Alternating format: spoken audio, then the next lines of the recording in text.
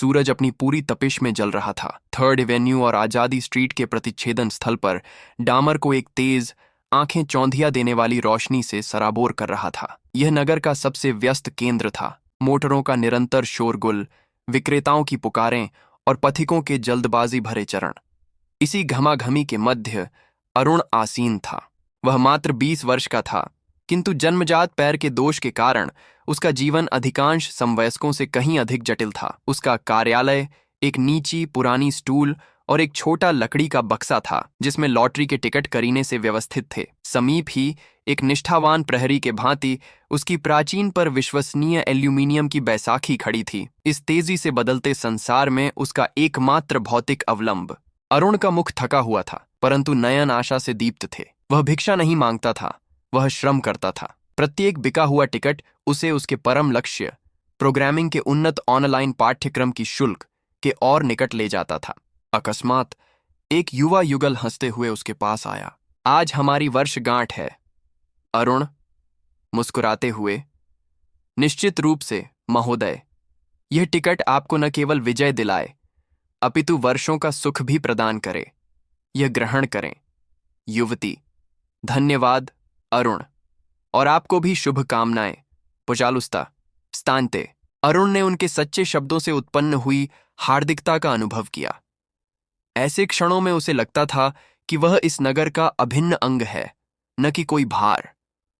उसने नोट को सावधानीपूर्वक रखा, अनुभव किया कि उसका छोटा सा स्वप्न थोड़ा और समीप आ गया है। किंतु यह सुखद शांति क्षण भंगुर थी। सड़क के किनारे काले शीशे वाली एक चमकदार काली सेडान तेजी से रुकी। द्वार खुला और उसमें से अधिकारी वर्मा, जो क्षेत्र के सुधार के लिए उत्तरदायी था, बाहर निकला। वर्मा एक स्थूलकाय व्यक्ति था, जिसके चेहरे पर आत्म प्रशंसा का भाव था और उसने महंगा सूट पहन रखा था। उसकी उपस्थिति ने तत्काल चौराहे का वातावरण दूषित कर दिया। अधिकारी सीधे अरुण की ओर बढ़ा। उसे ऐसे तिरस्कार से देख रहा था जैसे वह साफ सड़क के बीच में पड़ा कूड़े का ढेर हो। अधिकारी वर्मा गहरी, अहंकारपूर्ण वाणी में, तुम तुच्छ व्यक्ति, मुझे याद है, मैंने पिछले सप्ताह स्पष्ट कहा था, यह भिक्षुकों का स्थान नहीं है। अपना यह फालतू सामान तुरंत हटाओ। तुम इस क्षेत्र की शोभा बिगाड़ रहे हो, जिसके लिए मैं स्वयं नगर के प्रति उत्तरदायी हूं। अरुण सिहर गया, पर उसने शांत रहने का प्रयास किया। अरुण शांत पर दृढ़ता से, महोदय, मैं भिक्षुक नहीं हूं। मैं लाइसेंस प्राप्त लॉटरी टिकट बेचता हूं। मैं कर टैक्स चुकाता हूं और पैदल पथ से दूर बैठता हूं। मैं किसी को बाधा नहीं पहुंचा रहा हूं। मेरे पास व्यापार के लिए सभी आवश्यक अनुमतियां हैं। वर्मा ने उसे सहसा टोक दिया, एक कदम और निकट आते हुए। वर्मा क्रोध में, उसकी आंखें लाल हो गईं। Анумати! Я тоже здесь анумати. В моем штате принято угощать всех на этой улице, даже бездомных и тех, кто не платит налоги. Почему вы не присоединяетесь? या तुम चाहते हो कि मैं तुम्हें एक ऐसा पाठ पढ़ाऊं जो तुम्हें जीवन भर स्मरण रहे? उत्तर की प्रतीक्षा किए बिना अधिकारी वर्मा ने प्रदर्शनपूर्वक अरुण के लकड़ी के बक्से को ठोकर मारी। टिकट श्वेत शलभों, सफेद पतंगों के झुंड की तरह हवा में उड़ गए और गंदी डामर पर जा गिरे। अरुण चीखा और अपना माल बचाने के लिए उठने का प्रयास किया, किंतु उसका प्रयास व्यर्थ गया। तब वर्मा ने केवल तोड़फोड़ से कहीं अधिक किया। उसने पास खड़ी अरुण की एल्यूमिनियम की बैसाखी पकड़ ली। वर्मा दुर्भावनापूर्ण मुस्कान के साथ, вы что хотите? Чтобы эта штука вас поджарила? तुम भ्रम में हो। इस नगर में तुम्हारी रक्षा कोई नहीं करेगा। यह कहते हुए उसने अपनी पूरी शक्ति से बैसाखी को अपने घुटने पर जोर से मोड़कर तोड़ दिया। धातु की कर्कश ध्वनि हुई और एक सूखी भीषण आवाज के साथ बैसाखी टूट गई, जिसने चौराहे के समस्त शोर को भी दबा दिया। अरुण संतुलन खोकर भूमि पर गिर पड़ा, असहाय होकर धातु के 2 बेकार टुकड़ों और बिखरे हुए टिकटों तक पहुंचने का प्रयास करने लगा। उसे अपमानित किया गया, गतिहीन कर दिया गया और पूर्णतः कुचल दिया गया। भीड़, जो एक क्षण पहले अपने कार्यों में व्यस्त थी, रुक गई और दर्शकों की एक मूक दीवार बन गई। किसी ने सहायता के लिए या अधिकारी के विरुद्ध बोलने के लिए अपनी जगह से हिलने की आवश्यकता नहीं समझी। वर्मा अपनी शक्ति और अधिकार से पूर्ण संतुष्ट होकर केवल तिरस्कार से हंस दिया। वर्मा बैसाखी के अवशेष के फेंकते हुए, तो पर्याप्त, अगर मैंने तुम्हें यहां फिर कभी देखा तो और बुरा होगा। जाओ जब तक जा सकते हो। वह वाहन में बैठा और लापरवाही से द्वार बंद करके चला गया। अरुण को कूड़े और मलबे के बीच भूमि पर पड़ा छोड़ गया।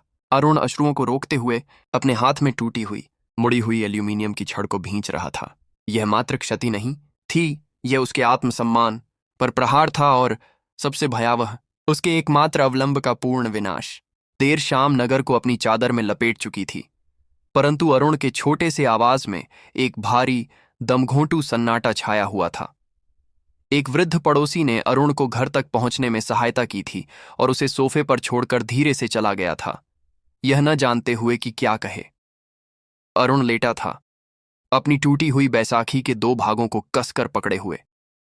पैर का शारीरिक कष्ट तो सहनीय था, किंतु अपमान विष के समान उसके शरीर के प्रत्येक कोशिका में फैल रहा था। वह बचपन जैसा असहाय और अपूर्ण महसूस कर रहा था। सहसा मेज पर रखा लैपटॉप कांपा। यह उसकी बड़ी बहन डॉ प्रिया का वीडियो कॉल था। प्रिया नागरिक अधिकारों की एक अधिवक्ता थी जो दूसरे नगर में एक बड़े मानवाधिकार संगठन में कार्यरत थी। स्क्रीन पर उसके चेहरे को देखकर कठोर, बुद्धिमती परंतु सदैव स्नेहिल अरुण ने एक दुर्बल मुस्कान लाने का प्रयास किया, किंतु असफल रहा। प्रिया तत्काल उसकी दशा भांपकर, आरुण श्तोस्लुचीलुस, तुम पीले पड़ गए हो। क्या तुम्हारे पैर में पीड़ा है? क्या तुम आज बाहर गए थे? अरुण की वाणी कांप गई। वह एक शब्द भी बोल नहीं पाया, बस सिर हिलाया और टूटी हुई बैसाखी को अपनी छाती से और कस कर दबा लिया। प्रिया आग्रहपूर्वक, बताओ, अभी बताओ, मुझे सत्य जानना है। शक्ति एकत्र करके अरुण ने सब कुछ बता दिया। वर्मा की चीखें, उसका अहंकार, कैसे लॉटरी के टिकट धूल में बिखर गए। किंतु जब वह उस क्षण पर पहुंचा जब अधिकारी ने बैसाखी तोड़ी, तो उसकी वाणी भर्रा गई और वह अश्रुओं को रोक न पाया। अरुण अपमान से हाँफते हुए, प्रिया पसलूशाए, उसने केवल मेरी बैसाखी नहीं तोड़ी, उसने मेरा गर्व रौंद दिया। उसने जानबूझकर ऐसा किया ताकि मुझे लगे कि मैं तुच्छ हूं। उसने मुझे उन सब लोगों के सामने कूड़े जैसा महसूस कराया जो बस देख रहे थे और चुप थे। प्रिया सुनती रही और उसका मुख धीरे धीरे पत्थर जैसा होता गया। यह स्पष्ट था कि वह अपनी पूरी शक्ति से अपने क्रोध को नियंत्रित कर रही थी। उसकी आंखें, जो सामान्यतः दयालु और भेदी होती थीं, बर्फीली दरारों में सिकुड़ गईं। प्रिया नियंत्रित क्रोध से कांपती आवाज में, अरुणा, मैं देख रही हूं, मैं सब देख रही हूं जो उसने किया। वह वर्मा है, क्या तुम सुनिश्चित हो? नगरपालिका विभाग? अरुण, हां, अधिकारी वर्मा, सब उसे जानते हैं। वह यहां का ईश्वर है जो तय करता है कि किसे काम करना है और किसे नहीं। प्रिया ने गहरी श्वास ली। उसकी दृष्टि उस टूटी हुई धातु पर टिकी जिसे उसका भाई पकड़े हुए था। यह केवल शारीरिक अवलंब नहीं था, यह उनके साझा कठिन अतीत का भी प्रतीक था। प्रिया दृढ़ता से, जैसे शपथ ले रही हो, तुम्हें याद है मां सदैव क्या कहती थीं कि जब सारे अवलंब टूट जाएं तो न्याय ही हमारी एकमात्र बैसाखी है। यह वर्मा सोचता है कि वह न्याय से ऊपर है, कि उसकी शक्ति निरंकुश है। हम वास्तविक बैसाखी न्याय का प्रयोग करेंगे उसे ध्वस्त करने के लिए। अरुण संशय से आंखें मलते हुए, प्रिया, वह एक अधिकारी है, उसके संपर्क हैं। हम कौन हैं? साधारण जन। क्या तुम्हें लगता है कि हमारा सत्य उसकी दीवार को तोड़ पाएगा? प्रिया विश्वासपूर्वक, हमारा सत्य निर्दोष साक्ष्यों के साथ दीवार को तोड़ पाएगा। उसकी भ्रष्ट दुनिया में जहां हर शब्द बिकाऊ है, हम ऐसी वस्तु का उपयोग करेंगे जिसे क्रय नहीं किया जा सकता। अकाट्य वीडियो, मुझसे एक वचन लो, तुम बिना सुरक्षा के वहां कभी वापस नहीं जाओगे। तुम्हारा अगला कार्य है हमारे प्रमुख, गवाह और हमारे संचालक बनना। अरुण उसकी दृढ़ता और संकल्प से चकित होकर सिर हिलाया। अरुण, तुम जो कहोगी मैं सब करूंगा प्रिया, किंतु मैं चाहता हूं कि वह केवल मेरे लिए ही नहीं बल्कि हर उस व्यक्ति के लिए दंडित हो जिसे उसने अपमानित किया है। प्रिया, वह दंडित होगा। उसे केवल पद से निष्कासित नहीं किया जाएगा, उसे सार्वजनिक लज्जा का सामना करना पड़ेगा। अरुण, तुम पीड़ित नहीं हो, तुम न्याय की मेरी कुंजी हो। बातचीत के पश्चात प्रिया ने तुरंत अपने विश्वसनीय सहयोगी रणजीत को फोन किया। उसने संक्षेप में किंतु कठोरता से स्थिति का वर्णन किया। प्रिया दूरभाष पर, रणजीत, मुझे सबसे आधुनिक उपकरण चाहिए, सूक्ष्म कैमरा, अदृश्य ध्वनि रिकॉर्डर, कुछ ऐसा जिसे चश्मे के फ्रेम में या कमीज के बटन में छिपाया जा सके, तत्काल। न्याय में विलंब स्वीकार्य नहीं है। उस अधिकारी को टूटी हुई बैसाखी के लिए भुगतान करना होगा। इस क्षण प्रिया के हृदय में केवल प्रतिशोध की इच्छा नहीं थी, अपितु एक पेशेवर का न्यायपूर्ण क्रोध था, जिसने न्याय की रक्षा करने की शपथ ली थी। वह तब तक शांत नहीं होगी जब तक उस अहंकारी तानाशाह का पतन नहीं देख लेती। अगले दिन प्रातःकाल, इससे पहले कि सड़कें काम पर जाने वालों से भर जाएं, रणजीत, प्रिया का सहयोगी, गंभीर व्यवसायिक दृष्टि वाला एक युवा, अरुण की आवाज पर आया। उसके हाथों में एक छोटा सादा ब्रीफकेस था। रणजीत मंद स्वर में, प्रिया ने स्थिति समझा दी है। हम यह स्वीकार नहीं कर सकते कि उसके शब्द जो आपके विरुद्ध हैं बिना प्रमाण के रहें। ये ग्रहण करें। उसने ब्रीफकेस खोला। अंदर सूक्ष्म तकनीक के चमत्कार थे। चश्मे जिसके फ्रेम में एक अत्यंत पतला कैमरा अंतर्निहित था और एक लाइवेलियर माइक्रोफोन जिसे बटन के रूप में प्रच्छन्न किया जा सकता था। प्रिया सूर्य की प्रथम किरणों के साथ पहुंची ताकि व्यक्तिगत रूप से निर्देश दे सके। वह तनाव में थी परंतु एकाग्र थी। प्रिया, चश्मा पकड़े हुए, अरुण, ये कोई खेल का सामान नहीं है। ये न्यायालय में हमारा प्रवेश पत्र है। तुम्हें धैर्य बनाए रखना होगा। तुम्हें 2 मुख्य बातें रिकॉर्ड करनी है। रिश्वत की स्पष्ट मांग, राशि, कारण और उसकी धमकी। और सबसे महत्वपूर्ण, सिर सीधा रखना, उसका चेहरा, उसका बैज रिकॉर्ड करना। यदि तुम कर सको, यदि वह आक्रामक हो तो जोखिम मत लेना, बस उसकी आवाज रिकॉर्ड करना। आक्रामकता के क्षण में तुम्हें पीछे हटना होगा। हम नहीं चाहते कि तुम्हें कोई क्षति पहुंचे। अरुण चश्मा पहनते हुए, उसका हाथ थोड़ा कांप रहा था। मैं समझ गया, मैं शांत रहूंगा। मैं तुम्हें निराश नहीं करूंगा। ये केवल रिकॉर्डिंग नहीं होगी, यह उन सभी के लिए मेरा प्रतिशोध होगा जिन्हें उसने अपमानित किया है। मैं बस उससे आधिकारिक आदेश या जुर्माने की रसीद दिखाने के लिए कहूंगा। इससे वह उत्तेजित हो जाएगा। प्रिया ने लॉटरी टिकटों का एक नया, ठीक वैसा ही लकड़ी का बक्सा खरीदा और पड़ोसी से दूसरी, अधिक मजबूत अस्थायी बैसाखी उधार ली। उसने अरुण को उसी चौराहे पर पहुंचने में सहायता की। दृश्य को सावधानीपूर्वक तैयार किया गया था। जब अरुण कठिनाई से सामान लगा रहा था, प्रिया ने गुपचुप तरीके से एक और अतिरिक्त सूक्ष्म कैमरा बक्से के किनारे के नीचे चिपका दिया। उसे सीधे उस स्थान की ओर निर्देशित किया जहां सामान्यतः अधिकारी खड़ा होता था। प्रिया फुसफुसाते हुए अपने भाई का हाथ थामे, मैं निकट ही रहूंगी। मैंने अपनी गाड़ी कोने वाली गली में खड़ी कर दी है। जब तक तुम नहीं जाते मैं नहीं जाऊंगी।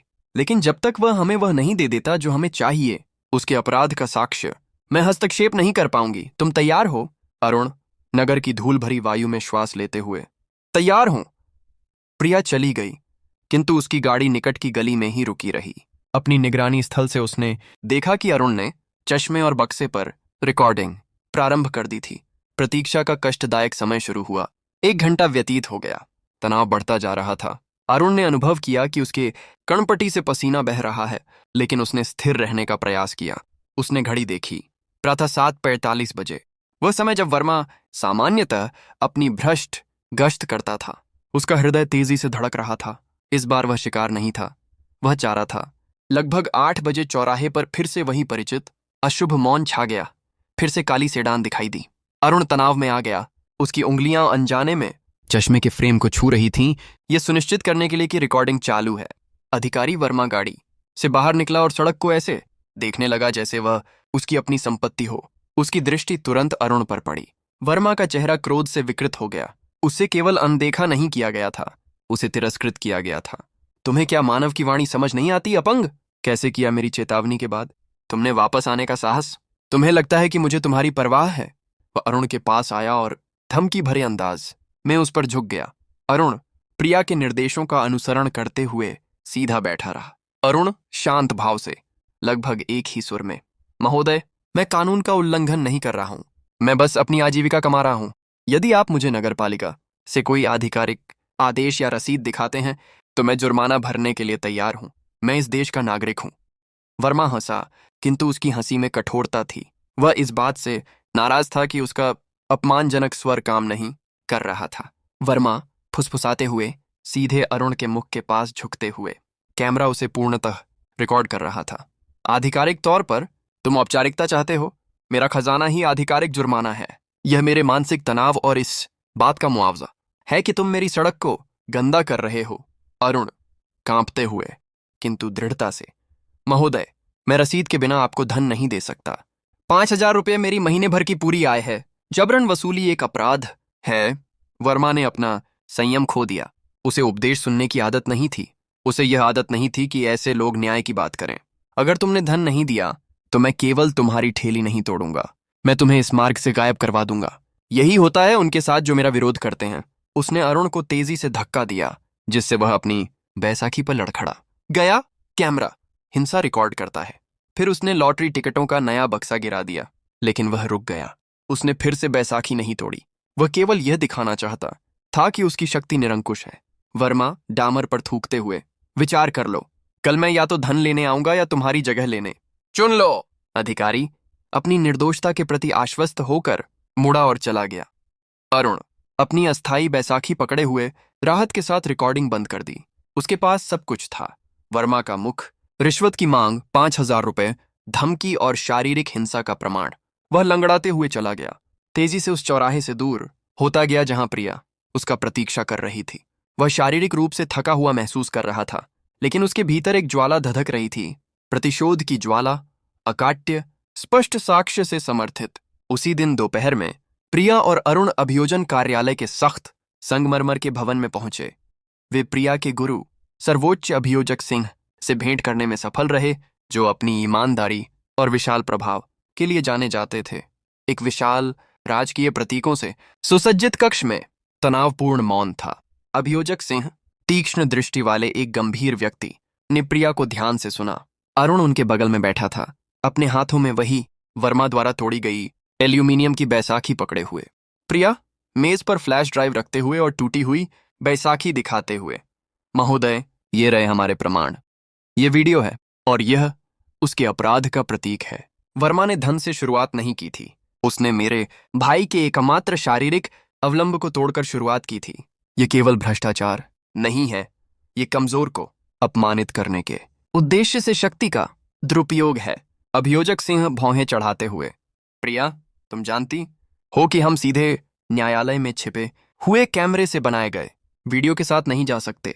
वर्मा के अधिवक्ता उकसावे, अवैध रिकॉर्डिंग, उसके अधिकारों के उल्लंघन के बारे में चिल्लाएंगे।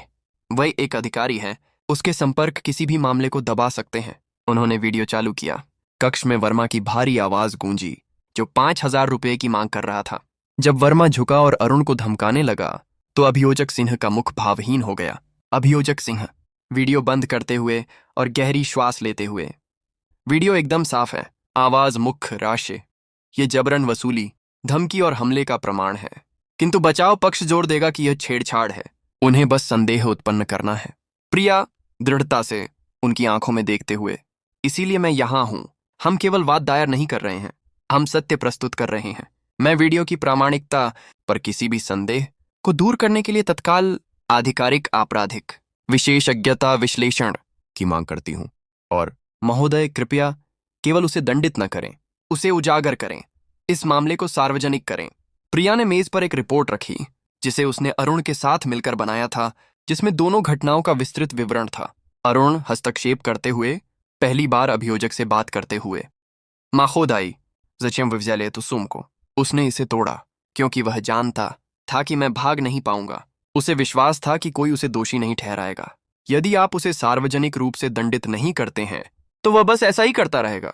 हम वर्मा जैसे लोगों को ऐसा महसूस करने नहीं दे सकते कि वे ईश्वर हैं जो भाग्य का निर्धारण कर सकते हैं। अभियोजक सिंह ने टूटी हुई बैसाखी अपने हाथ में ली। कुछ क्षण तक वह मौन रहे, चिंतन करते रहे। उनके मुख पर प्रक्रिया और न्याय के बीच का संघर्ष झलक रहा था। अभियोजक सिंह आंखें उठाते हुए, ठीक है, मैं ये मामला लेता हूं। यह अब 5,000 रुपये का मामला नहीं है, यह लोक सेवा की गरिमा का मामला है। मैं अपने सबसे भरोसेमंद विशेषज्ञ को विश्लेषण करने का कार्य सौंपूंगा और मैं अधिकतम सार्वजनिक प्रचार सुनिश्चित करूंगा। यह वर्मा बहुत आगे निकल गया है। वह भूल गया है कि उसकी सत्ता से ऊपर न्याय है।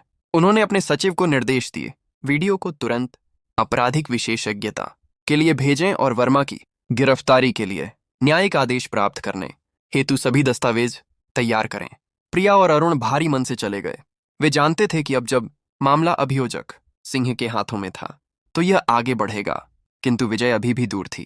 3 दिन जब तक वे आपराधिक विशेषज्ञता के परिणामों का प्रतीक्षा कर रहे थे, अरुण और प्रिया को अनंत काल जैसे लगे। वे तनाव में बैठे थे, ये जानते हुए कि यदि विशेषज्ञ को संपादन या जालसाजी का जरा सा भी संदेह मिलता, तो सभी प्रयास व्यर्थ हो जाते। आखिरकार प्रिया को अभियोजक सिंह से बहुप्रतीक्षित दूरभाष प्राप्त हुआ। अभियोजक सिंह संतुष्ट स्वर में, प्रिया, बधाई। हमें आधिकारिक विशेषज्ञता रिपोर्ट मिल गई है। वीडियो पूर्णतः प्रामाणिक है। संपादन या हेरफेर का कोई संकेत नहीं है। यह शुद्ध सत्य है। प्रिया, भाई बहन को जो राहत मिली वह अपार थी। अब उनके हाथों में केवल एक वीडियो क्लिप नहीं थी, बल्कि कानूनी रूप से अकाट्य साक्ष्य था। प्रिया की रणनीति। प्रिया समझती थी कि केवल न्यायिक प्रक्रिया को आसानी से दबाया जा सकता है। ऐसा होने से रोकने के लिए तत्काल जनता के दबाव की आवश्यकता थी। उसने एक जोखिम भरा निर्णय लिया। अपने स्रोत अरुण का नाम का अनावरण किए बिना उसने वीडियो फुटेज के अंश और टूटी हुई बैसाखी की भावनात्मक कहानी एक प्रभावशाली स्वतंत्र खोजी पत्रकार को गुमनाम रूप से सौंप दी। पत्रकार जो कुछ उसने देखा उससे स्तब्ध था। उसने सनसनीखेज शीर्षक टूटी हुई बैसाखी, कैसे अधिकारी वर्मा एक निर्धन विद्यार्थी का उत्पीड़क बन गया के साथ एक भावनात्मक सामग्री प्रकाशित की। चरमोत्कर्ष समाचार सोशल मीडिया पर तुरंत फैल गया। टूटी हुई बैसाखी हैशटैग तुरंत प्रचलित हो गया। लोग इस बात से क्रुद्ध थे कि एक सरकारी सेवक एक कमजोर व्यक्ति के साथ ऐसा व्यवहार कर सकता है। हजारों की संख्या में टिप्पणियां आने लगीं। उसे केवल रिश्वत के लिए ही नहीं, बल्कि एक इंसान को नैतिक रूप से नष्ट करने के लिए भी जवाबदेह ठहराया जाना चाहिए। लोगों ने वर्मा के बारे में अपनी कहानियां साझा करना शुरू कर दिया, जिससे उसकी भ्रष्ट गतिविधियों के साक्ष्यों का एक विशाल भंडार बन गया। वर्मा की प्रतिक्रिया। अधिकारी वर्मा क्रोध से पागल हो गया। उसके सचिव और सहायक उसे बढ़ते आक्रोश की लहर के बारे में बताने में व्यस्त थे। उसने अपने उच्च पदस्थ संरक्षकों को फोन किया, ये मांग करते हुए कि इस गंदी कहानी को तुरंत इंटरनेट से हटा दिया जाए और पत्रकार को दंडित किया जाए। वर्मा दूरभाष पर चिल्लाते हुए, यह मेरा प्रतिशोध है। किंतु बहुत देर हो चुकी थी। वीडियो हर जगह फैल चुका था और नकली के बारे में उसके शब्द आक्रोश के शोर में डूब गए। अभियोजक सिंह, यह देखकर कि जनमत उसके पक्ष में झुक रहा है, को तत्काल कार्रवाई के लिए आवश्यक समर्थन मिल गया। अब गिरफ्तारी का समय आ गया था। अधिकारी वर्मा के लिए सुबह की शुरुआत अंतहीन दूरभाष और उसके संरक्षकों की फटकार से होने वाले सिरदर्द से हुई। सभी उससे मांग कर रहे थे कि वह वीडियो की इस समस्या को किसी तरह सुलझाए। तथापि वर्मा अपनी सत्ता से चिपटा रहा। उसे विश्वास था कि उसके संबंध इतने मजबूत हैं कि मामले को दबा देंगे। उसने अपने निजी अधिवक्ता को अरुण और इस बिकाऊ प्रेस के विरुद्ध मानहानि का वाद तैयार करने का भी आदेश दिया। वह अपने महंगे लकड़ी के साथ सज्जा वाले शानदार कार्यालय में बैठा था। उसे विश्वास था कि उसकी प्रतिरक्षा उसे बचा लेगी। इसी बीच अभियोजक सिंह को न्यायालय से अधिकारी वर्मा की तत्काल गिरफ्तारी का आदेश मिल चुका था। आरोप थे जबरन वसूली, सत्ता का दुरुपयोग, नागरिक पर आक्रमण और गरिमा का अपमान। चरमोत्कर्ष गिरफ्तारी। प्रातः 10:30 बजे वर्मा के कार्यालय के द्वार खुल गए। 2 पुलिस अधिकारी अभियोजक सिंह के साथ कक्ष में प्रविष्ट हुए। उनके पीछे कैमरे लिए हुए कई पत्रकार थे, जिन्हें सिंह ने विशेष रूप से आमंत्रित किया था। वर्मा अपनी मेज से उछल पड़ा। अविश्वास से उसका मुख विकृत हो गया। वर्मा चीखते हुए, उसकी आवाज लड़खड़ाती हुई, «Вы что, издеваетесь? Что здесь происходит? यह मेरा निजी कक्ष है। Я делаю все возможное, чтобы вы получили удовольствие. मेरे पास प्रतिरक्षा है। अभियोजक सिंह शांत भाव से आदेश दिखाते हुए, अधिकारी वर्मा, आप गिरफ्तार हैं। यह आदेश है। आपकी प्रतिरक्षा जांच के दौरान निलंबित कर दी गई है। यह कोई राजनीतिक कार्रवाई नहीं है, यह न्याय है। वर्मा ने विरोध करने का प्रयास किया, लेकिन अधिकारियों ने तेजी से और कुशलता से उसे पकड़ लिया। वर्मा घबराहट में, प्रिया, मैं भुगतान करूंगा, मैं सब रद्द कर दूंगा, मैं निर्दोष हूं। यह एक उकसावा है। पुलिसकर्मियों ने वर्मा को हथकड़ी लगाई और उसे रिसेप्शन क्षेत्र से बाहर निकाला। उसका मुख पीला पड़ गया था। उसकी आंखें बेचैनी से चमक रही थीं। उसने देखा कि पत्रकार उसकी तस्वीरें खींच रहे थे। कैमरे लगातार क्लिक कर रहे थे। उसे भवन से बाहर निकाला गया, जहां खबर सुनकर भीड़ जमा हो गई थी। लोग चिल्ला रहे थे, अपना आक्रोश व्यक्त कर रहे थे, कुछ खुशी से तालियां बजा रहे थे। अध्याय का समापन। हथकड़ी में अपमानजनक भाव वाले वर्मा की तस्वीर शाम की खबरों की मुख्य खबर बन गई। भ्रष्ट अधिकारी को सार्वजनिक रूप से अपमानित किया गया। उसका पतन एक सनसनी बन गया। अरुण और प्रिया दूरदर्शन पर यह देखते हुए जानते थे, प्रतिशोध का पहला चरण पूर्ण हो गया था। लेकिन मुख्य संग्राम न्यायिक अभी बाकी था। अरुण और प्रिया न्यायालय भवन से बाहर निकले। उनका स्वागत एक हर्षित भीड़ ने किया। लोग नारे लगा रहे थे, न्याय की विजय और अरुण का साहस। बहुत समय बाद पहली बार अरुण ने खुद को एक असहाय पीड़ित नहीं बल्कि एक ऐसे व्यक्ति के रूप में महसूस किया जिसने इस दुनिया में कुछ बदल दिया था। अभियोजक सिंह मुस्कुराते हुए उनके पास आए। अभियोजक सिंह, अरुण, प्रिया, आपने वह कर दिखाया जो सैकड़ों गुमनाम शिकायतकर्ता नहीं कर पाए। आपने हमारे संघर्ष को एक मुख दिया। आपकी कथा हमारा सबसे शक्तिशाली उदाहरण है। आपने सिद्ध कर दिया कि न्याय में शक्ति होती है। पास में रणजीत खड़ा था, प्रिया का सहयोगी, जो पूरे मामले में उनका गुप्त सहायक रहा था। उसने अरुण को एक लंबा चमकदार केस पकड़ाया। रणजीत स्नेह से, अरुण, यह केवल एक प्रतिस्थापन नहीं है, यह एक प्रतीक है। यह तुम्हारी नई उच्च तकनीकी एर्गोनॉमिक बैसाखी है। यह हल्की है, मजबूत है और यह टूटेगी नहीं। ये तुम्हारे नए अधिक विश्वसनीय अवलंब का प्रतीक है जिसे तुमने स्वयं बनाया है। अरुण ने बैसाखी ली। यह केवल एक चिकित्सीय उपकरण नहीं था, यह उसके संघर्ष का एक स्मारक था। सार्वजनिक ध्यान और बहाल हुई प्रतिष्ठा के कारण अरुण को एक प्रतिष्ठित ऑनलाइन विश्वविद्यालय में प्रोग्रामिंग सीखने के लिए अनुदान मिला। उसने पूरी लगन से शिक्षा में खुद को लगा दिया। अब उसे अपनी सीमाओं की चिंता नहीं थी। वह ऐसी दुनिया में कार्यरत था जहां केवल बुद्धि ही महत्वपूर्ण है। अंतिम दृश्य, 1 वर्ष बीत गया। अरुण अब एक सफल प्रोग्रामर है। प्रिया से मिलता है। वह उसे अपनी पहली बड़ी आय दिखाता है जिसे उसने दूर से काम करके अर्जित किया था। अरुण मुस्कुराते हुए, मैंने एक नया सुंदर वैध लकड़ी का बक्सा खरीदा है और नए चमकीले लॉटरी टिकट भी। कल मैं उसी स्थान पर वापस जाऊंगा, लेकिन अब मैं वहां सिर्फ एक विक्रेता नहीं हूं, अब मैं वहां एक प्रतीक हूं। मैं आशा बेचूंगा, यह जानते हुए कि मेरी पीठ के पीछे न्याय है। प्रिया भाई को गले लगाते हुए, तुम हमेशा से प्रतीक थे। अरुण, बस अब सब यह जानते हैं। कथा का नैतिक आवाज पीछे से, अन्याय को शारीरिक विरोध या हिंसा से नहीं अपितु उत्कृष्ट साक्ष्य और अटूट संकल्प से पराजित किया जाता है। दुर्बलों का अवलंब टूट सकता है, किंतु उनके पास सदैव सबसे मजबूत कवच होता है, सत्य, जिसे पूरे विश्व के लिए रिकॉर्ड किया गया है। और हम में से हर कोई वह कैमरा बन सकता है जो इस सत्य को रिकॉर्ड करेगा।